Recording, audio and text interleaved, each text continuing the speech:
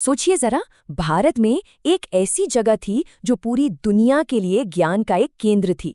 तो क्या होता है जब ज्ञान के एक पूरे समंदर में आग लगा दी जाए? वो जगह थी नालंदा। ये सिर्फ एक यूनिवर्सिटी नहीं थी, बल्कि एक प्राचीन ज्ञान का मंदिर थी।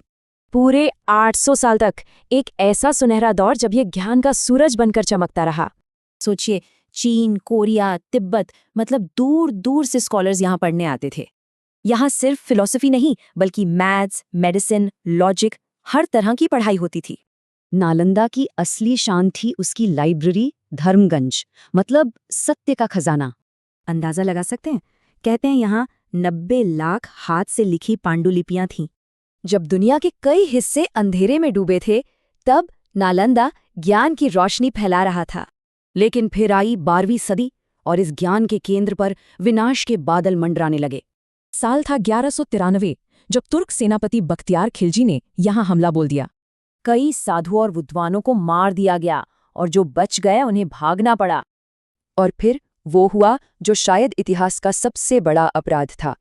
नालंदा की उस महान लाइब्रेरी को आग लगा दी गई। कहते हैं कि ये आग उन लाखों किताबों की वजह से 3 महीने तक जलती रही थी। तो आखिर उन लपटों में क्या क्या जलकर राख हो गया? वो आग सिर्फ लकड़ी और पत्थर नहीं जला रही थी, वो हमारी सोच और सभ्यता जला रही थी। नालंदा के साथ ही गुजरे हुए कल और आने वाले कल को जोड़ने वाला एक पुल टूट गया। कहते हैं इतिहास की सबसे बड़ी हार जंग हारना नहीं, बल्कि अपनी याददाश्त खो देना है।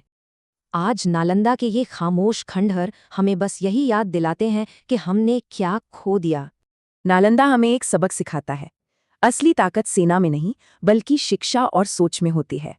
तो क्या नालंदा का जलना सिर्फ इतिहास की एक घटना थी, या हम सब के लिए एक चेतावनी? क्योंकि जब ज्ञान को जलाया जाता है तो पूरी सभ्यता में अंधेरा छा जाता है।